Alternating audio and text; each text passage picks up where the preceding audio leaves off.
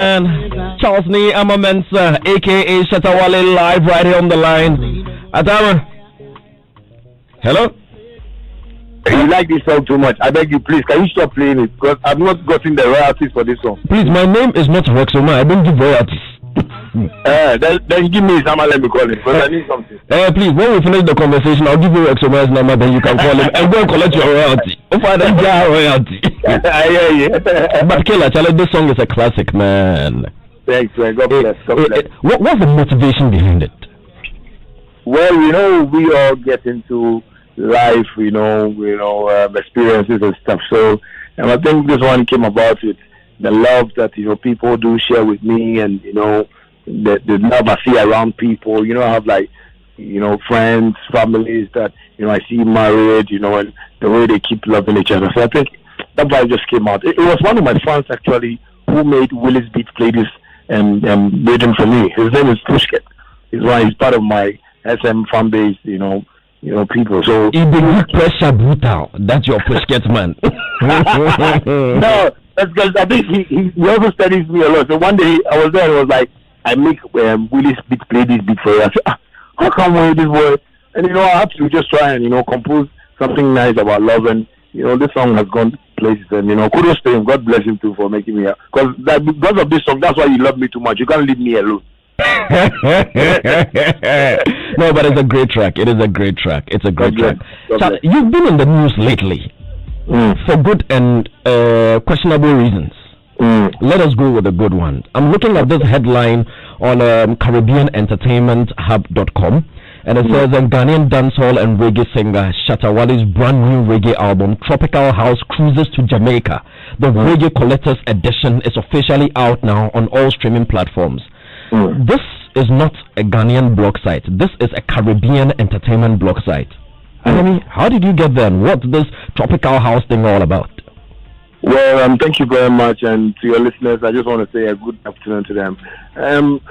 George, I think everybody knows Shatta Wale to be a dancehall reggae artist, and it was due to the place I come from, and how things go on here. That's why I'm not able to really put out more reggae songs and more dancehall songs. Because when you check the reggae market here, it's not that big, and you can't sell records well here when you watch the market. And when you go to the dancehall side too, there is no market like that we can boldly say we are selling records like that. So that's why most of the times I keep doing like what my people like or what my people can go with, and then we vibe with it. So I got an opportunity in Jamaica where I had an agent that wanted to promote my songs over there because she heard one or two songs of mine. Her name is Kim. She has a record label, King's Multimedia. So I was like, okay, cool. So she started sending me beats from Jamaica, and that's how I started recording to the Caribbean. She was promoting my songs. As I'm talking to you now, I have a song in Jamaica which is on track 3 on their top list on their countdown. Wow. On their countdown, yeah. And the song is Do It Dirty, and it's really making waves. So she started pushing and started engaging me to some producers, big producers. I got people like YGF, Damage Music. These are all big producers that play songs for most of the artists we know around the world. So those are dancehall artists, So I started, promoting it gradually. And one time I was there, and one of my team members, Flex Jermaine, called me and was like, they want to use me for the face for this Tropical House cruises to Jamaica. And I was like, what is that about? So he actually explained to me. And lo and behold, I just got, a video from Kipleton, giving me a shout out, and I was like, wow, this is my dream artist. Kipleton is one of the biggest reggae dancehall artists in the world. When he does shows in Japan, they don't only do shows in Jamaica, but if you go to, Japan is one of the greatest markets for reggae dancehall artists. When you are a dancehall artist and you have a market in Japan, then you are rich. Japan. You're gonna make. Yeah, Japan. I thought it was Kung Fu and stuff they do, no, Japan and China, those... No, just me even like dancehall and reggae. Oh, really?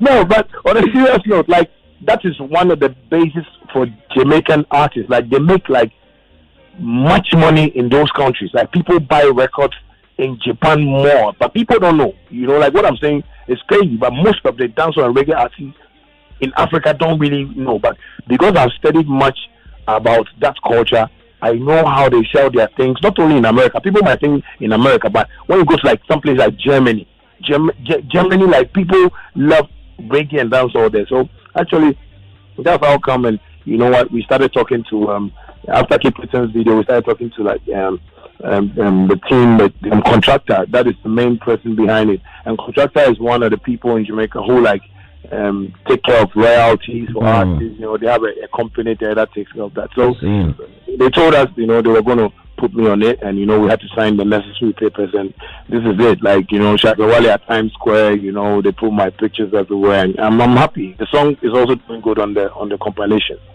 2019 Shatta Wale Beyonce, 2020 Shatta Wale on an album compilation that features a star-studded lineup of some of Jamaica's top reggae and dancehall acts, from the likes of Beanie Man, Sizzla, Capleton, Peter Morgan, Mojo Morgan, Vibes Cartel, Tommy Sparta, Wayne Wonder, Elephant Man, and more. Yeah. How does it make you feel? And considering the fact that with all these, people still call you local champion.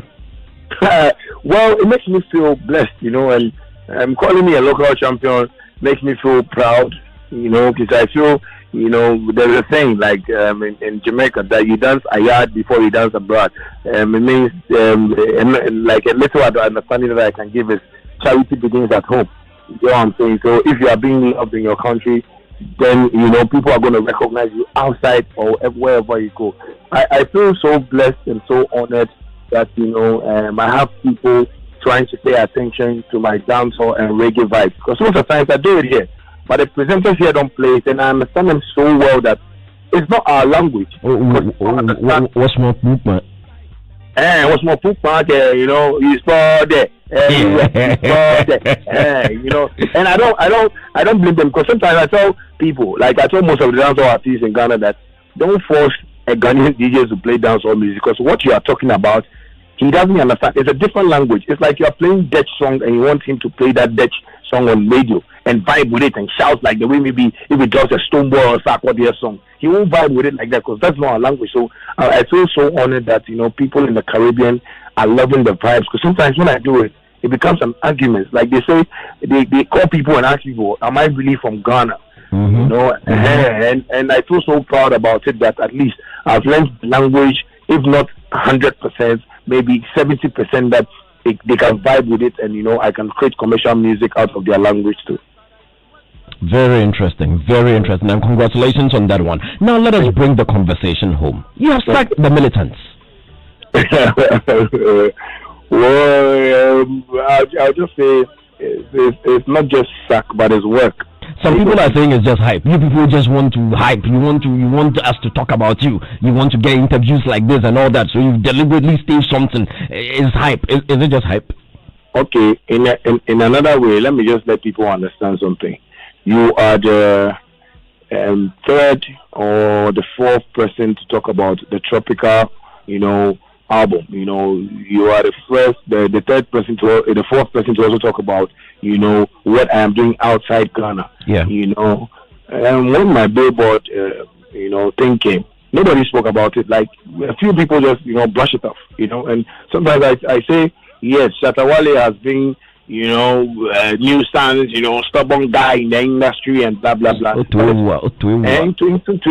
all part of the culture. You know, I am not, you know, playing any violence, you know, move here, but I'm just trying to entertain people any which way we can, you know. But I think some people are taking feelings onto that, you know. People that I don't even know, DJs that I don't even know, don't want to even promote my song because what is a shot at your what must say. But I just like to tell people that when I see things going around like that, I thank God, or sometimes I pray to God to give me an opportunity to do this noise so that people will interview me. So,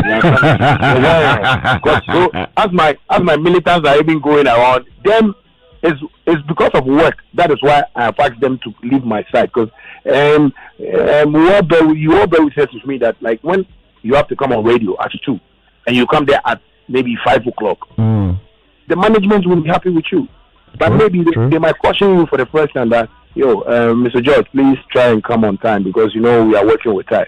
And you come again at 6. Another time you come at 4. Another time they'll be like, I mean, Basin and Mashib. True. You have a point there. So yeah. What I am talking about with the militants that people don't understand and people are just saying or speaking anything or writing things everywhere is that they just don't understand that it is work. These people are not pushing the work for us to get that recognition. You understand? Imagine I'm a barber and I have my shop and I have my maybe apprentice of my people working for me, and there is this barber there who doesn't know how to cut hair, but always he wants to cut hair. He's going to sack my customers because anytime my customers are going to complain. Very true. And these complaints are coming from my fans. Sometimes my fans tell me, talk to Abisel, talk to Joint 77, there's song they do, they have to really, sit up well and talk to this one, talk to this one. And I feel bad about it. And the fans are the people that are giving me this opportunity to be here today. If it wasn't the fans, I don't think we'll play Bulletproof today. But they give us that fight. Yeah, they give us that fight for me to play. Then George Quaye will say, "Oh, Shatta, I love this your song, Bulletproof." Oh, that one I love, man. Yeah, so it's all about the work. It's all about the work. That's why this militant whole thing is going on. But yeah, they think if they leave me, they can do whatever they want to do. But another side of this whole thing is that they also sign a contract for life. But they've apologized. I mean, and even before we go into the apologize where? Oh, you haven't heard? Oh, no, but the matter is a house matter. So why would you go apologize somewhere? Oh, but right now the matter has come out. So sometimes when things come out, the matter there. I'm just taking an advantage of the matter, I'm just taking advantage of the matter to just also promote my Billboard and Tropical House album. That is the advantage I've taken. So the matter that they have taken out there, and maybe I have said on Facebook, is not a matter that because they were doing certain things that I wanted to, officially, inform people, and that's why I went on my Facebook to do all those things, and they know. So if they come home, since it's a home matter, if they come home to apologize, will you take them back? Because after all, you signed a contract that says for life. For life is for life. So why not attacking them? So the best thing is that they have to accept that they will go back to school and learn. If they accept that, they will go back to school. Because right now they want to do like this, they want to release songs, they want to show songs, and Ghanaians will see their back. I'm back on me. Say, I look at her.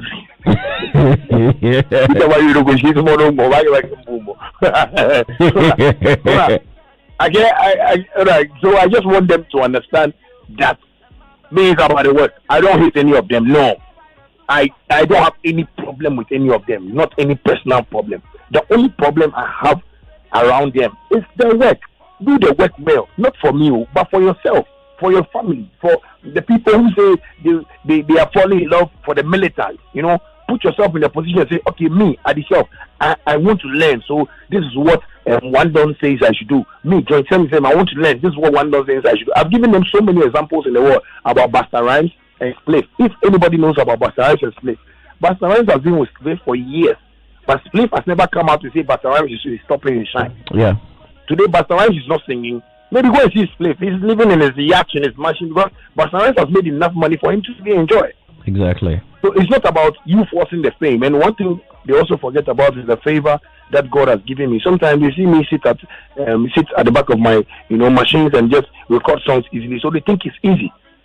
Because of me today, most people have studios in their home because they say, "Oh, Shatta, there's Shatta's why." But it's favor. It is not ordinary. Like it's God that is doing this for me. I'm not doing it because I know too much. No, me myself, I don't know how I record songs and they become hits. So I tell them that you know God, and you add God to your work, then God is going to give you the advice. But these people are seeing this thing like stardom. They want to enjoy the fame, and they go out a lot too. So when they go out, hey, join, hey, what's up, hey, this, hey, Captain, so they are happy about it. But I'm happy a boy like Captain wants to learn. He still wants to be around me and learn more, and that's the way forward. During the week, you were on an interview with Odisha Runaway and Andy Dusty, and you were angry. Exactly. You were very livid. What was it that he said that made you so angry? Oh, sometimes, there's this video that's circulating, and I like what the guy is saying, that, you receipt. That's just something. What am I saying? Because sometimes I feel bad when, people around me, leave me and they go, out there and start saying a whole lot of things that are not true about me. Like, I feel so bad. Like, I feel like, oh, like we've lived a very good life. Like, all what I was trying to talk to you about. You see, anyone that has left my side or I've stuck for my side is because of the work. I talked to them about the work. And so when Joint was on radio and I heard him saying certain things, and I went on there to talk about it, and I was making mention of certain things, and he was trying to deny. I was like, wow, that was what got me angry. And I'm human, me. I don't mind the way people maybe see me as a celebrity or something, but when I'm angry, I'm angry. If I want to be happy, I'll be happy. So is that why you tried to? There are rumors that you actually sent people to come and collect the car from him right after the interview. Oh, I actually that is a lie. I didn't send anybody to go for the car. It was just my brother, my big brother, who was so angry.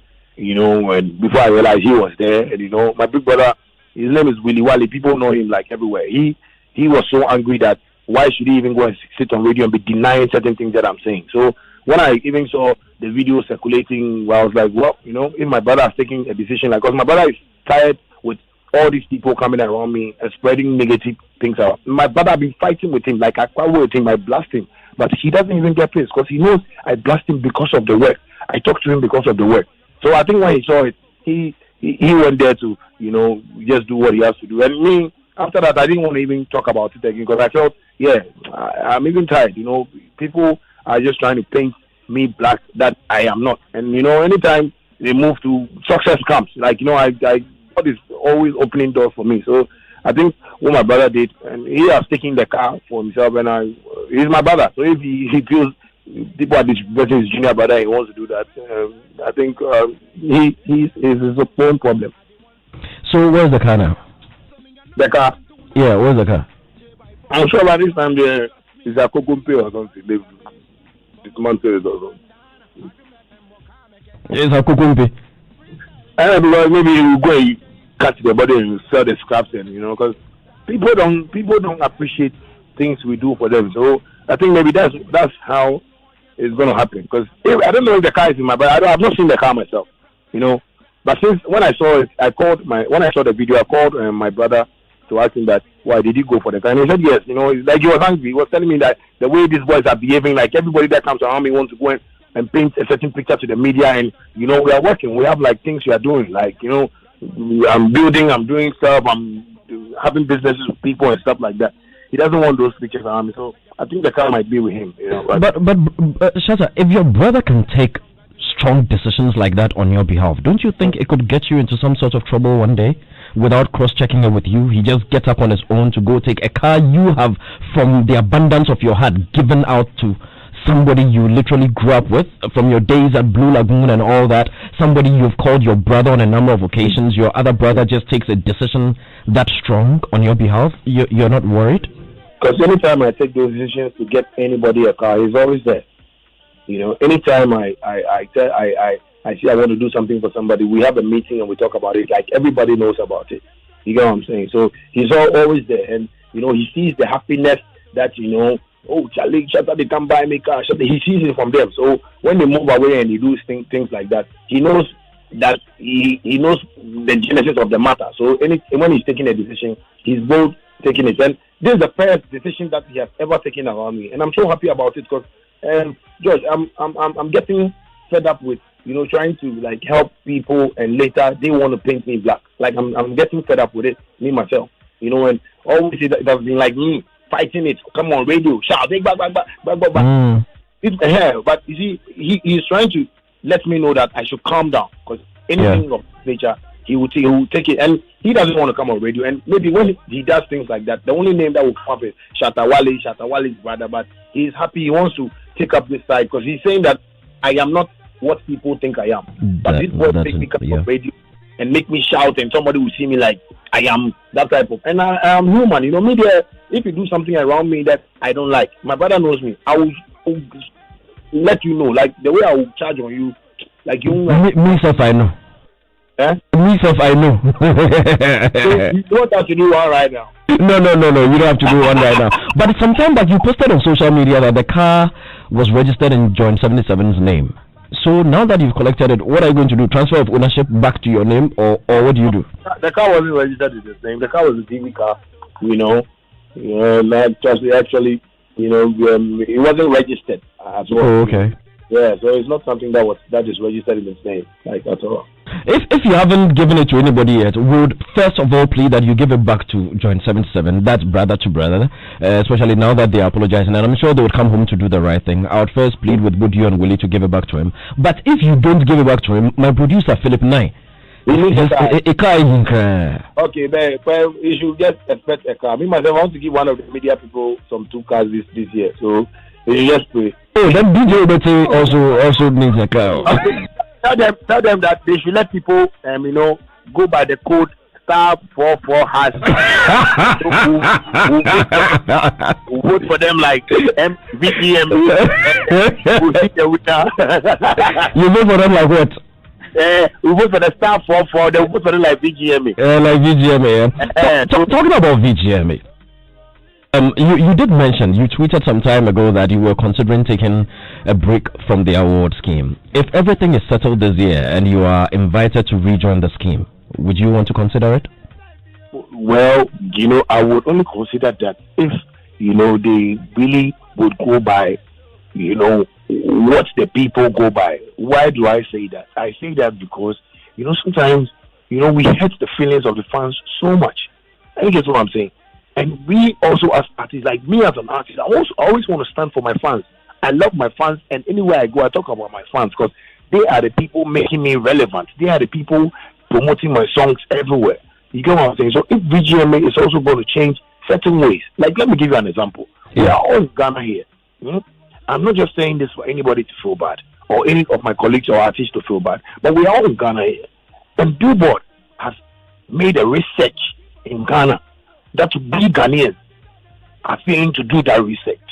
But every time we want to put an artist upon a certain artist that we know that, no, the whole industry knows that, no, Shatta, baby, we do no. Artist, no, omun do ho. And a baby, Shatta promoting the one do no. Like he's got the masses. But we are all here. Then before I VGM will give my award to my junior brothers. Don't worry. Oh, that one is not be nice at all. Oh no, that one is not be nice at all. So they have to learn from what Billboard has even done. I get what I'm saying. Like I'm saying, Billboard has made a research. There are a whole lot of things that people tell me, Shatta, you have to do this, you have to do. I tell them, hey, their work will speak for itself. And that's how come if America, a whole Billboard can do this research, then we should just accept it and know that no, Shatta is doing what he has to do to win this award. So VGMA, if they really consider, changing some of their, rules and regulations around this whole scheme, why not? This is Ghana. We have to promote Ghana. I mean, I'm proud. I want to promote what is Ghana. That's why I'm always in Ghana. Because if I want to even sit in places, I want it to be Ghana Airways. I don't know even see Delta Airlines. You don't get fufu and when I yell like no go.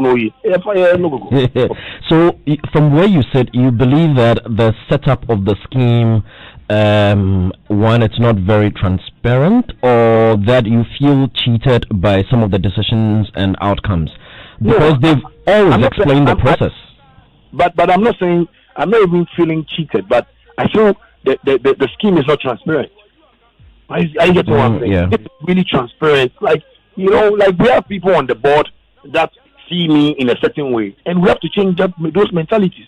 So would you be more comfortable if, let's say, after every scheme, the voting results, how everything went, were published, maybe by KPMG, the event statisticians, if everything were published, and you could actually see that, oh, okay, this one, my little brother, as you call him, Stoneboy, actually beat me fairly, so let me congratulate him, or this one, I won it, so I deserve, and all that. Would you be more comfortable if everything were published, so you could see everything plain?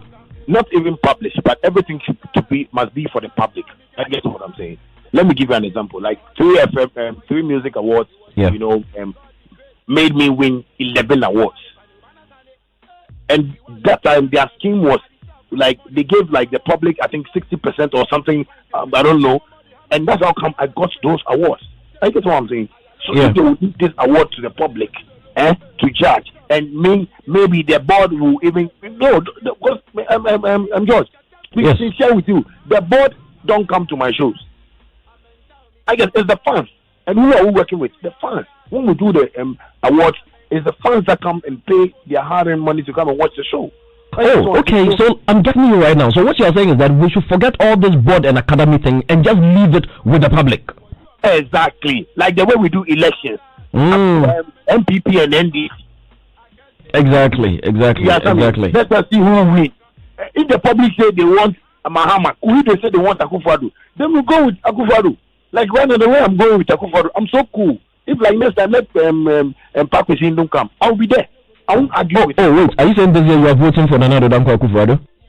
Oh, yeah, but the man has done a whole lot of nice things. So sometimes you might challenge. The thing there is there. So you are voting for Nana Danko Akufo-Addo?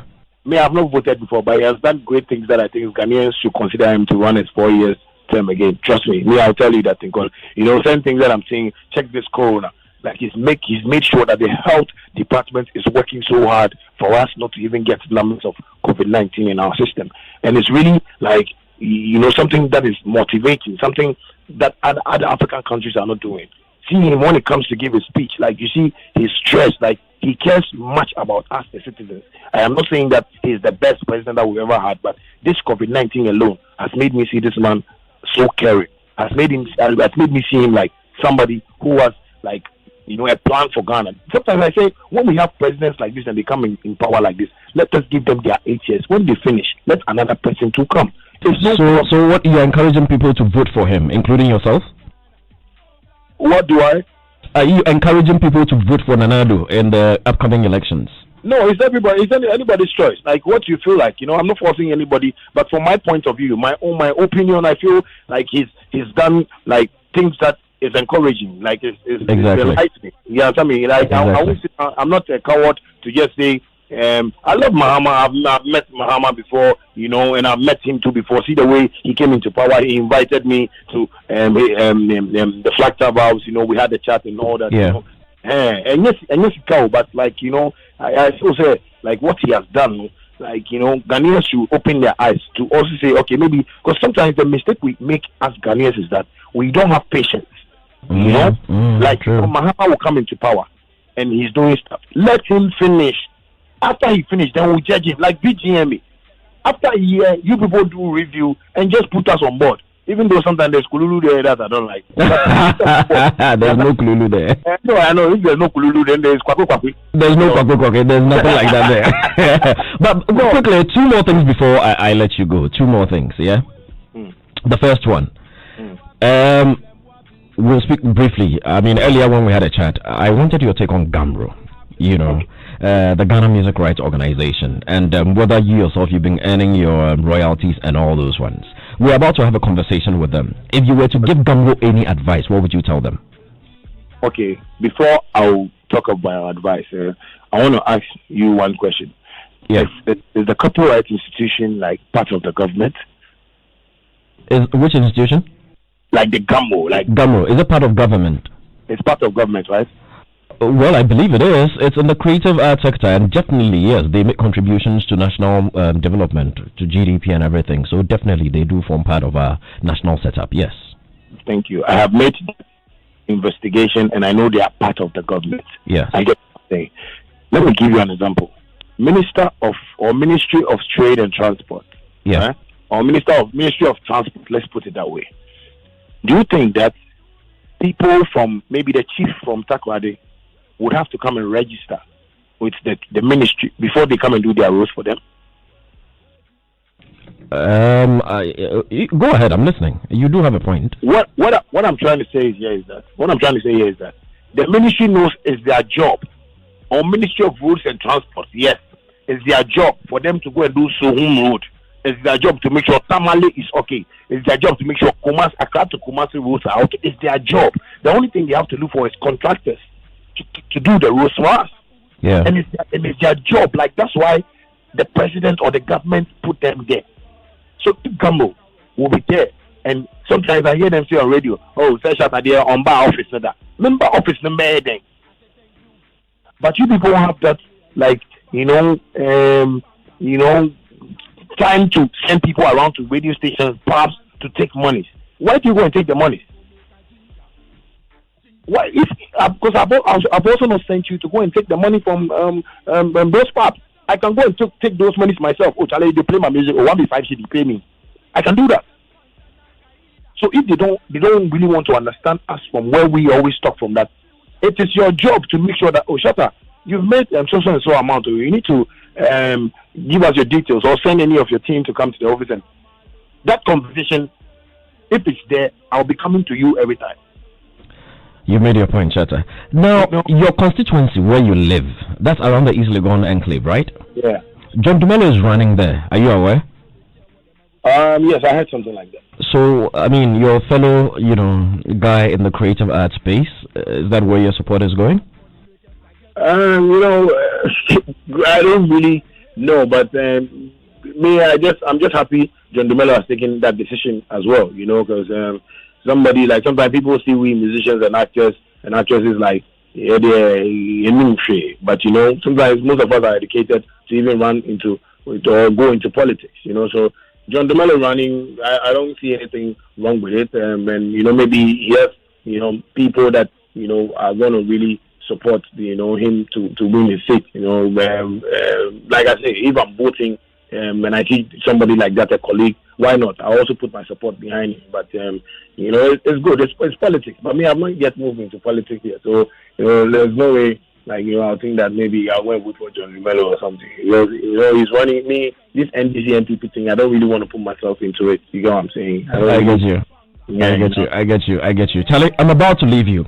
But when we were speaking about the militants, you did mention about the element of time and how time was of grave importance to you. If you are called somewhere at 2 o'clock, you have to be there at 2 o'clock. You're called somewhere at 4, you have to be there at 4, right? That's very important, isn't it? Yeah. So, Nana Romeo sacked Kiddy, or did not sack Kiddy, or cancelled an interview with Kiddy because Kiddy was late.